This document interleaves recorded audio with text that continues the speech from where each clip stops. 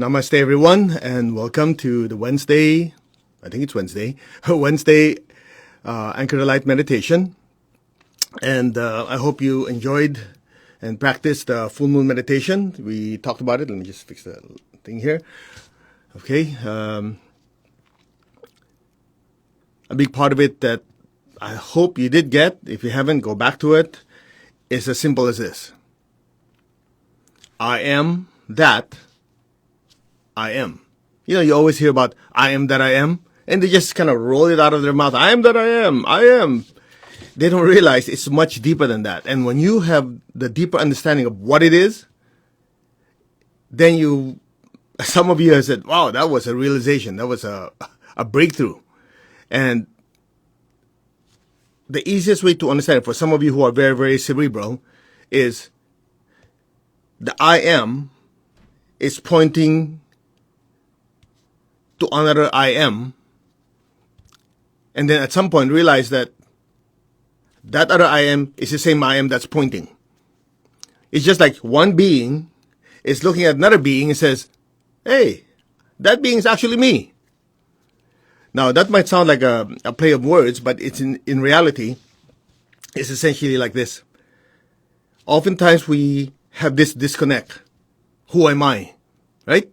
What's my part in the universe? What is my role in people's lives? Or, how good am I? And so on, so on, whatever. And oftentimes that missing identity is actually replaced by what we feel, what we think, and how we act. So it becomes the identity we give ourselves. So if you had a lot of good experiences in the past, then you have good self-esteem. If you had challenging times or problems, then you have low self-esteem because, oh man, I'm a total screw-up. Where the other one says, oh, I can succeed in anything.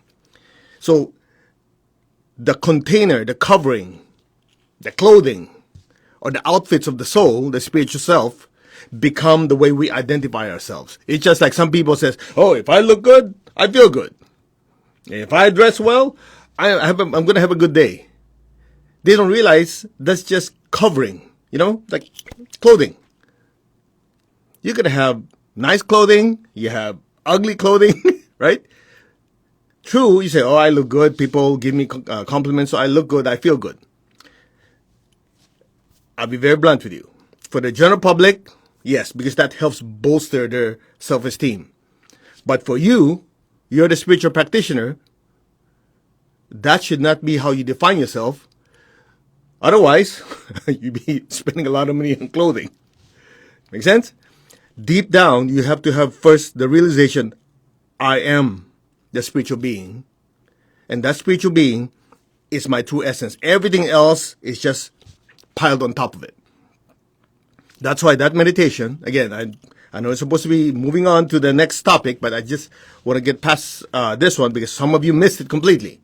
So go back to it. That's the reason we leave it there. Otherwise, I could take it down. I want to leave it there so as you study, it goes deeper. So the I am is looking at the perception of an I am outside of them, and I should repeat it over and over again. I am that. I am. Like, I'm that guy. I'm that dude. I'm that dudette, whatever you call it. I should do it over and over again. I am that soul. I am that spiritual self. At some point, you bypass the rational mind and you start to understand, wait. It's like I'm looking in the mirror. I'm that guy in the mirror. But you're not looking at something material. You're looking at your spiritual essence. So some of you, based on your response, it's like, I am that. I am. It's like, this I am is referring to that I am. And actually, this I am, that I am are one being. And that's why some of you, it's a spiritual breakthrough. Now, you can go study, in the monastery for many, many years and all that. You can, and go for it, man. But the essence is that simple. When you say, I am that, I am that I am that dude, I am that being, and at some point, as you do it over and over and over again, you have a realization that, how could that be possible? How could the observer be the same as what's being observed? Then you come to a realization, I'm pointing to myself. And then you start processing, if I'm pointing at myself, how is that possible? If I'm moving my arm, I'm not this arm, I'm observing it, so therefore I'm not the arm. How is it possible that I'm observing my own self? Then you start to realize, oh, it's one being. And this one being is connected.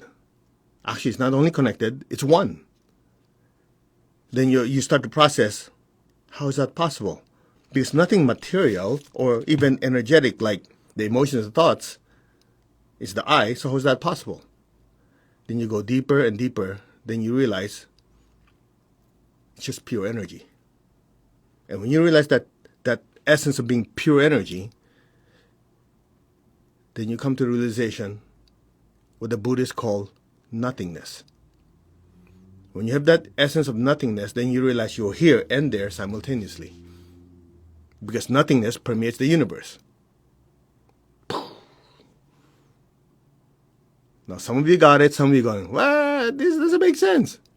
Take your time. You don't expect to learn calculus in 1 second. It takes time. Development. But some of you, if you don't overthink it and just be still and take it step by step, some of you just listening will have an expansion of consciousness.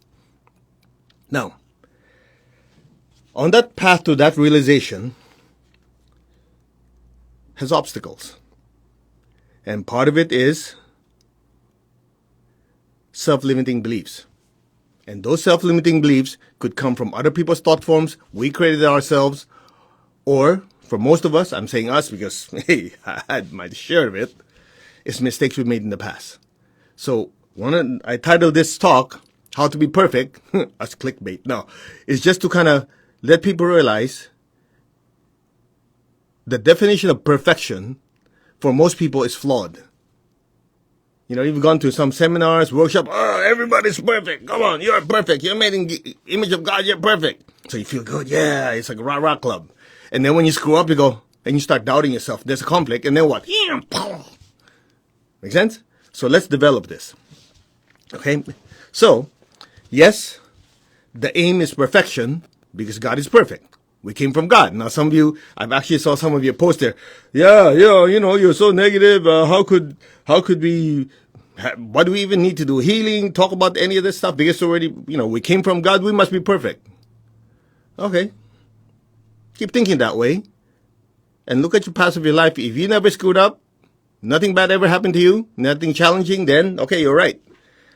But the reality is you realize, yeah, I'm just saying that I'm doubting myself. Exactly the point. Why screw around and fool yourself? Just get to the point. Perfection is the goal. But in order to be perfect, there's a pathway to get there. Make sense?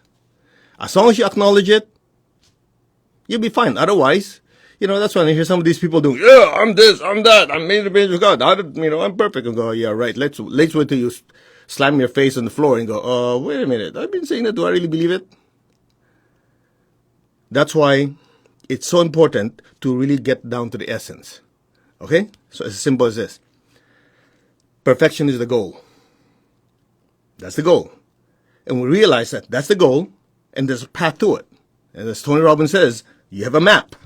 A map means what? There's a plan, and then you anticipate certain obstacles.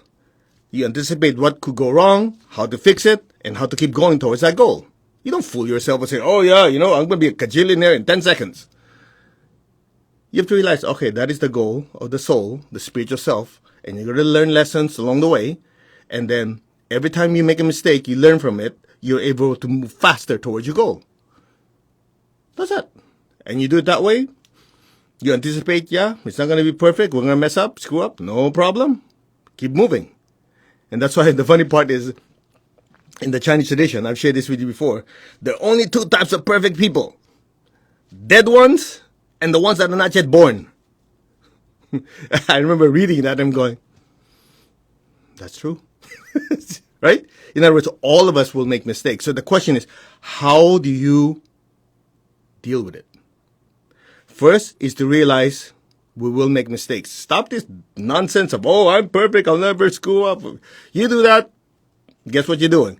It's like an egg, keep banging on a rock and expecting the rock to break. Imagine you keep throwing. You're the eggshell. You keep banging on the rock and say, "Yep." Eventually, the egg, the rock will, the boulder will crack. That's dumb. You just say, "Okay. I realize that's the goal. We just develop a map, a plan with a certain schedule and syntax. We'll get there." That's that, and you just deal with it. So I usually tell people, and I just shared this with our leadership program this weekend, I repeated it today. How do you deal with mistakes? Simple. One, fix it. So in order to fix it, you need to acknowledge it. Otherwise, that's what you call delusion. I cannot tell you how many times my teacher will tell me, "Okay, yeah, Stephen, you did this wrong." At first I go, "No, master, I didn't." Then he just walked away. Okay, here do you walk away? Let me rethink this. Let me look at myself. Oh, yeah, I did screw up. Master, I messed up. Okay, then he talks to me again. Because until we have that realization that I screwed up, we never fix it. You always blame other people. Well, yeah. First thing is like when I said something, when I mess up, he'll say, "Okay, you have to correct this." I say, "Miss, it's not my fault. It's his fault, that fault, society's fault, whatever fault." Then he walks away. Or he doesn't even talk about it anymore because he realized, what's the point? My mind's made up. Like I always tell you guys. When people argue, and I go, okay, your mind's made up. I don't want to change it with facts. Then they go, "Oh, okay, let me listen." Get the idea? Because when our minds are made up, we are not teachable. If you're not teachable, it's a complete waste of time, the teacher trying to tell you anything.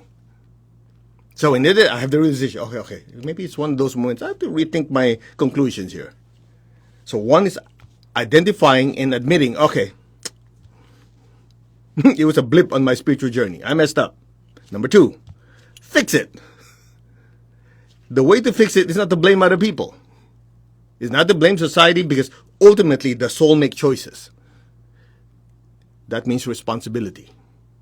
I had my share of screw-ups in my life, and I remember the ones that were painful for a longer time, that extended the pain, were the ones that I did not admit. Okay, I messed up. Sorry. The ones I admitted it, guess what? Immediately, the engineer mind moved on to what? Okay, how do I rectify this? How do I fix it? Make sense? Because if you don't get through the first part, you keep denying until in the end, you hit a wall so hard you go, okay, I think the wall's not going to break. Okay, let me rethink it. Make sense? So identify, fix it, learn from it, extract lesson from it. And guess what? The part that a lot of people have challenge in doing so. Or have difficult doing it. You know what it is? You heard me say this a gajillion times. I don't even know if that's a word. I just made it up. Move on. Move on. That's the part a lot of people say, yeah, I messed up. Yeah. True. All of us do. I've had my share of it. But the ones who succeed are the ones who identified the problem and the mistake, admitted it, fixed it, suck out the lesson out of it. Okay, I learned minimum from that screw up, what not to do.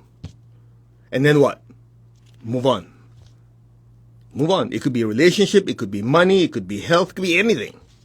If you just follow this simple technique, identify the problem, the mistake, okay, admit, okay, I messed up on that one, I could have done better. Okay, how do we rectify it? How do we fix it? Okay, after we fix it, or during the process of fixing, keep sucking out, extracting that lesson. Okay, what do I not do? What do I do? Just keep pulling that lesson out, pulling out. Make sense? Because that's what the lesson is for. It's not really quote-unquote a mistake if you look at it, if you learn from it. It becomes a stepping stone like, okay, that was necessary to prevent me from making a bigger mistake. So as long as you're able to suck that lesson out of it, I know I'm using very graphic words because some of you need that, right? You don't need these complicated, big English words. Just basically suck the lesson out of it. So what happens? As you suck the lesson out of it, that mistake just loses its power over you. And then you use it as fuel to move on. You do that over and over again, guess what happens? Repeated thoughts and emotions manifest as habits. Repeated habits manifest as virtues. You notice there are people who are very successful. It's not that they don't screw up. It's just that compared to the rest of the people, they don't let that define their future. So I learned this from Tony Robbins and a lot of other teachers. Your past does not define your future unless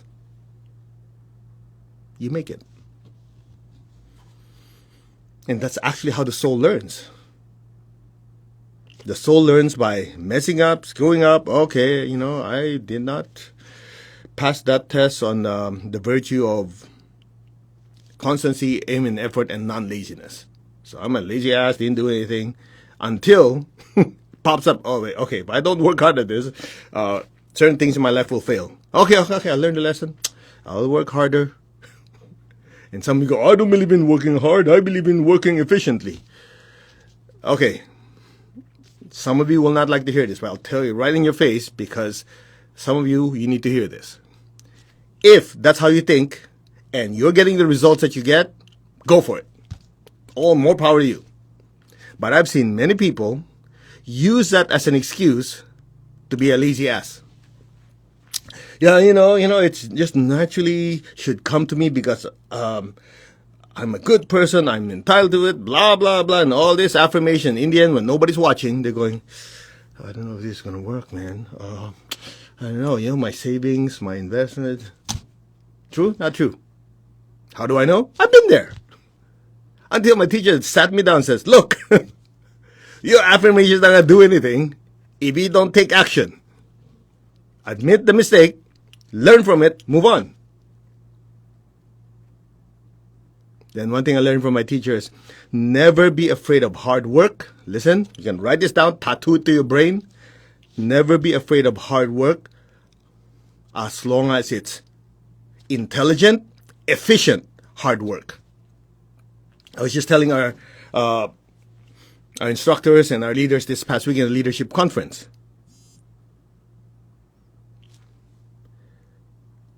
When you go through life, you're going to make mistakes. So as long as you learn from it, you move forward, you work hard and move forward, you're fine. And so we're sharing with them the 80-20 rule. Most of you heard about this before. It's called the Pareto principle. Okay, after some smart, I think it's Italian or something, Pareto, P-A-R. Anyway, I'm not going to look for it now. You guys go figure it out. Pareto's law, 80-20 principle. It applies to many. It's not exactly 80-20. Don't go, oh man, but I learned it's like 81 and 19%. Okay, don't screw around with it. It's as simple as this. If you look at a company, 20% of the people produce 80% of the results. If you look at our life, 20% of what we do accounts for the success in our life. Okay? So here's how you hack it. Here's how you hack it. And apply intelligent, efficient hard work. Okay? No extra charge for you guys on this one. It's as simple as this. You have the 80-20 rule. So 20% produce the results, 80% of the results, right? I mean, there are many principles around, but that's the whole idea. So all you got to do is shift your thinking. 80-20, once you identify that 20, pour your energy into the 20. So what happens is, you're working hard. Well, initially, if you didn't know this, you're working hard, 80% of it is wasted.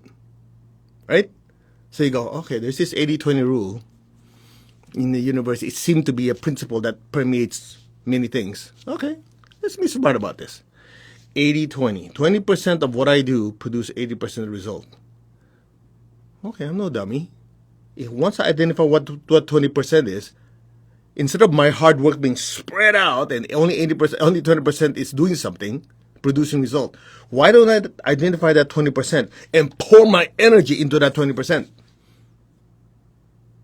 And imagine all that hard work that you're doing that's being wasted 80% is now aimed at that 20%. That's what you call intelligent. You figured out what it is, right? Efficient, because you're not wasting energy in something else. It's still hard work. When I say hard, I'm talking about sticking with it. Okay? Because some of you grew up, some people tell you this airy-fairy people, oh, I don't believe in hard work because everything just flows to me, blah, blah, blah. Yeah, right. First thing you ask them, how are your finances? Well, it's doing good. And what did you do to get there? Well, I saved, I did this. Well, guess what you were doing? You were consistently working on it. Isn't it? And if you didn't do this lifetime, you probably did the previous lifetime. Spirituality, okay, some of you will probably not come back after I say this. Spirituality is not trying to meditate your problems away. Spirituality is not to, chant or affirm your way out of challenges in your life. That's for people looking for excuses. Okay, some of you probably left. Bye. Do I care? No. Because either you learn it from here or some of your other teachers, or life will hit you hard in the face so hard, you're going to go, yeah, I think I come to the same conclusion. But the good news is this. Once you see it, understand it, you go, okay. That's what happens in the universe, so I'll ride it. I'll ride it to my success because I know it's going to happen. I anticipated it.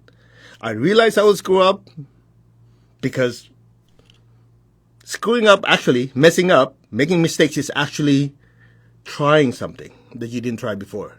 Make sense? Let me try this. Oh, that was a mistake. Or I did this, I didn't do that. Oh, that was a mistake. So if you look at it like, well, it's still better than sitting down and not doing anything and being comfortable and cruising. You do realize that people who are comfortable and cruising don't accomplish anything. Because it's inertia. Like that. Okay. If Elon Musk sat on his ass, didn't do anything to disrupt anything, he would not be one of the richest people in the world. If Bill Gates, same thing, didn't try to disrupt the computer industry, he wouldn't be the richest people in the world. And here's the most important part. He would not be able to contribute to the world. We have Microsoft, computers, or Tesla would not have disrupted the industry and said, hey, let's try for cleaner energy. Same thing with Apple. That's why their main motto was what? Think different. He didn't say be comfortable. I noticed that with a lot of people on the spiritual path, me included. Oh, yeah, it's okay. We use spirituality as an excuse to be mediocre. Yeah, because I don't want stress. Because stress, messes with my soul plexus, my soul, blah, blah. Okay, that's good. I understand that.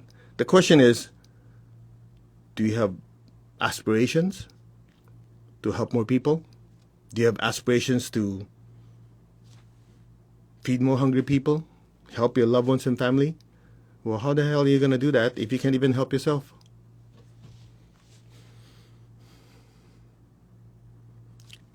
Success is not just for ourselves. Success is because we have a higher goal. That's true spirituality.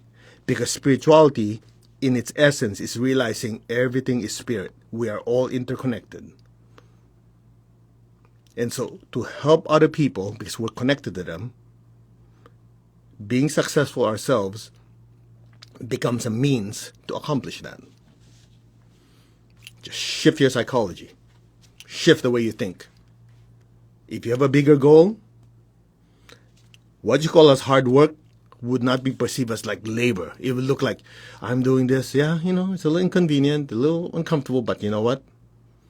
I have a bigger goal. It's just like if you're a parent. Sleepless nights, right? If you have infants. You don't complain like, this baby keeps crying, But you love the child because you want the child to be okay. So what do? You endure it. In ancient times, saints traveled, saints sacrificed health, this and that. To do what? So people can adore them. Oh, I'm a great saint. No, they do it because they say, there are these people who are not saved. There are these people who are suffering. Let me share the spiritual message from whatever your religion is. Isn't it? So the funny part, just to kind of divert a little bit, then we'll do our meditation. One time I was complaining to my teacher. Master, I've been on so many flights. Man, my back, sitting in those chairs which are not exactly made for comfort, right? He looked at me, he says, we shouldn't complain. At least we're not traveling in camels and horses and living in tents. We get to fly business class or first class or whatever class. We get to stay in a hotel, comfort, we get to have food, while in saints in ancient times don't get that. Teachers didn't have to have those luxuries before. So we shouldn't complain. I go, okay, yes, Pastor.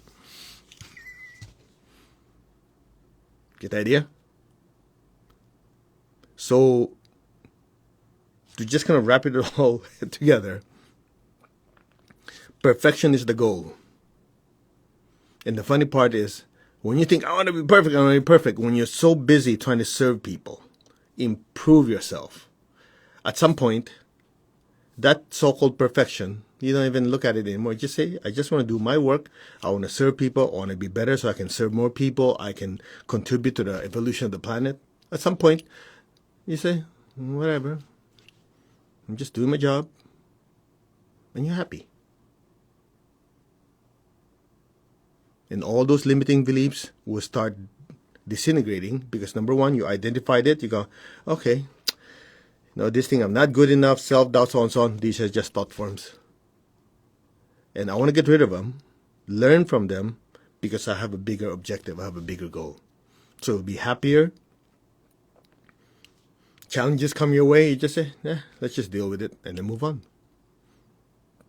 So you get the inner peace, not because nothing changes outside of you. As the Lord Buddha said, everything is subject to change. But your perception of it is different now. Because you realize, I'm the spiritual self, the soul, having an earthly journey. And all these instances, circumstances around us, are essentially learning experiences. So that the soul will evolve. I, the spiritual self, will evolve on my path to oneness with God. That's it. Simple. So that's how you reconcile spirituality and materialism. So when you're making more money, instead of feeling guilty and say, oh, I'm not a holy person anymore, you go, good. The more money I make, the more resources I have to help people. I can give my family a better life, give myself some comfort so my body will be less stressed when I travel or when I have relaxation time, holiday and vacation. I can let the body recuperate and recharge in comfort rather than nickel-diming everything, so that when I get back to serving people, my body is healthier, my emotions, my thought will be clearer, I can do a better job. When your perception is that, it changes everything. Take it or leave it. Let's meditate. To the Divine Supreme God, Divine Father, Mother, to all the spiritual elders, holy masters, saints, archangels, holy angels, spiritual helpers. Personally, to my beloved teacher, Master Chok Sui, Lord Mahaguju Meli, and all the higher beings, we thank you for divine light, love, guidance, help, healing, protection. Thank you for your compassionate, purifying light, soothing, healing energy. Thank you for awakening within us the realization that I am a spiritual being of divine intelligence, divine love, and divine power, which translates to a loving heart, an intelligent mind, and a powerful will, that we may be of service to others. We thank you in full faith, and so it is. All right? Put your hands like this. Just tap your crown. I am that. I'm not the body. I'm not the emotion, not the thoughts. I am the soul. I am a spiritual being of divine intelligence, divine love, and divine willpower. I am that. The spiritual self. The soul. I am connected in one to my higher soul. I am connected in one to the divine spirit within me. I am a child of God. I am one with God. I am one with all. There is only oneness. Just be still. Just repeat, I am that. I am. I am that. I am. Pointing to your real self. I am that. I am. That I am is me. I am that.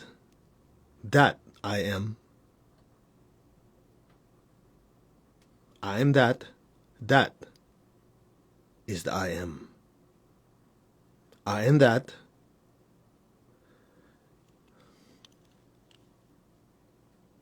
That I am is the I am. I am that.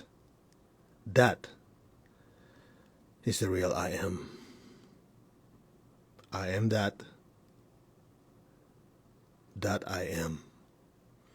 And ultimately, I am. Be still. Remember who you are and your true essence. I am that. That am I. Be still.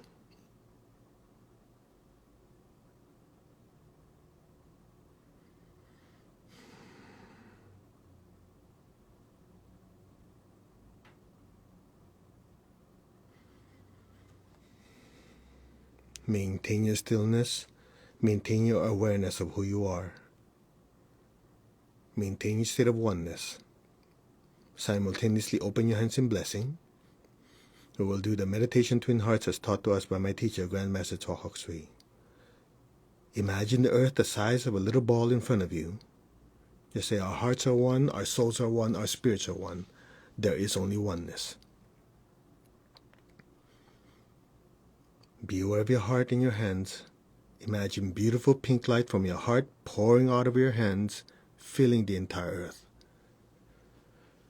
Lord, make me an instrument of your peace. Wherever there's hatred anywhere in the world, let me sow unconditional love. Bless your family, your friends, your relatives and your co-workers, people you work with waves and waves of beautiful pink light, filling them with peace and with love. Where there's injury, let me sow pardon and forgiveness. Where there's doubt, let me sow faith. Where there's despair, let me sow hope. Let's recall the people we know going through difficult times in their life, with their health, their finances, their relationships, their mental health, even their spirituality. Fill them with beautiful pink light, blessing them with hope and with faith in a better life. So be it. Blessings be to all without exception.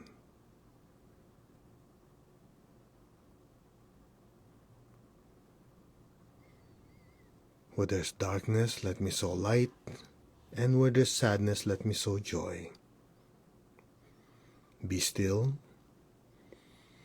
Let the blessings of peace, love, and forgiveness, hope and faith, light and joy just flow through us unimpeded, and pour it on your family, your loved ones, relatives, people you work with.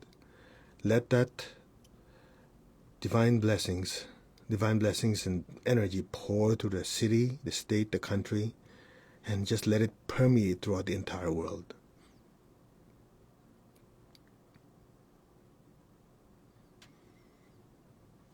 Now be aware of your heart. Take a deep breath. Lift the energy up to your crown and exhale. And stay there.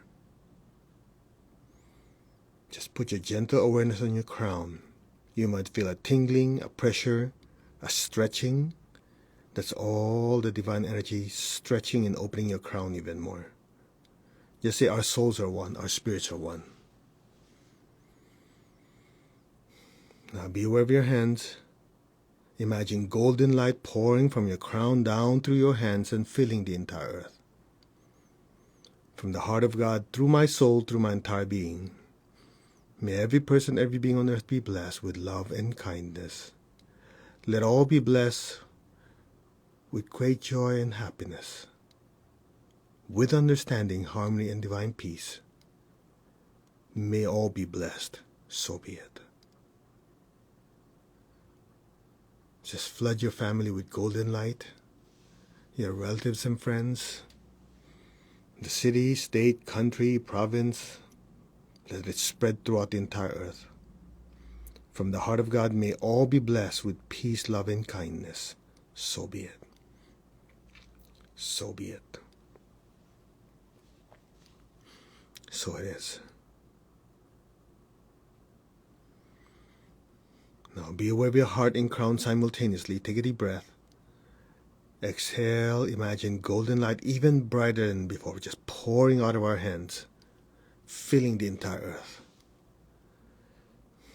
Let it pierce through the atmosphere. Let it fill the land, the air, the sea, all the people, the animals. Let it permeate deep into the earth's crust. Just visualize this beautiful, intense golden light just fill the entire earth.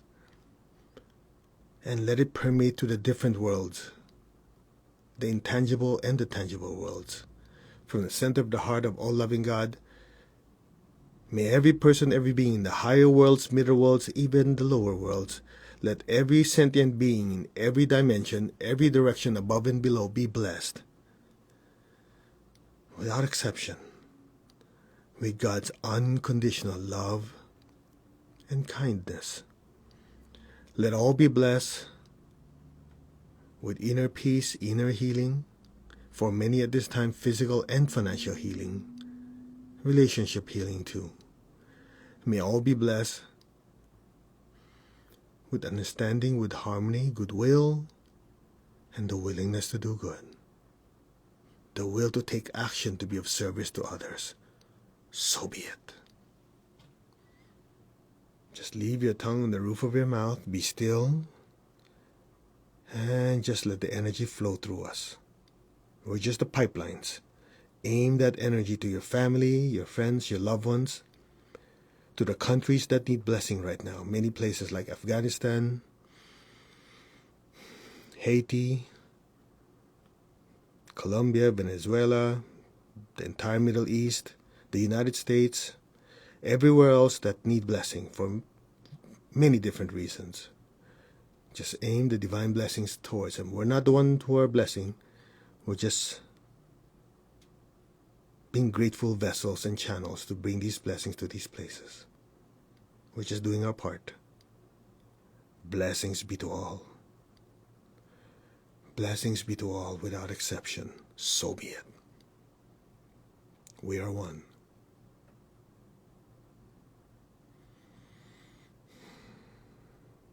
Blessings be to all. If you know any family members or friends having challenges and difficulties in their life, many of families and loved ones affected directly or indirectly by COVID, bless them with physical healing, emotional and mental healing, and for many, financial healing and relationship healing. If you know healthcare providers, doctors, nurses, support team, bless them with divine healing energy. Bless them with divine protection. Shield them from all harm and danger. Empower them. May all be blessed. So be it. So be it. Now lower your hands on your lap. Keep your eyes closed. Keep your tongue on the roof of your mouth. Be still. Imagine a beautiful golden flame floating above your head. Be aware of the love within your heart. Send a stream of love from your heart up to the crown, past your crown and into that golden flame. Be still. And listen.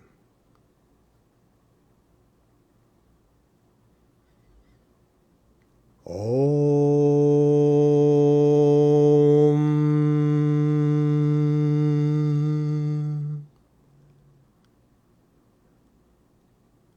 Om.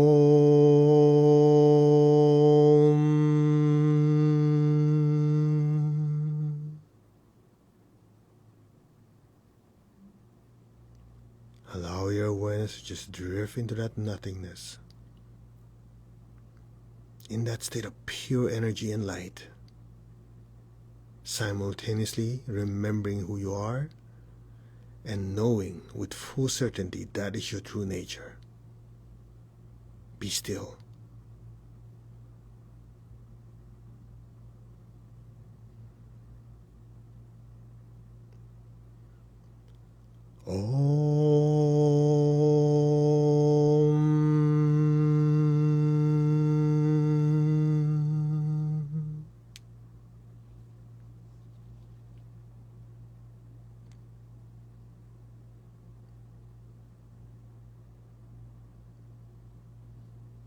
Be still.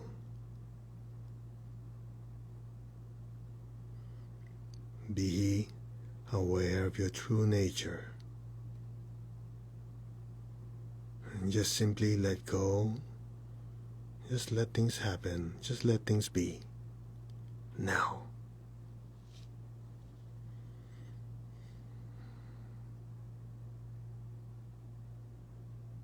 Let go.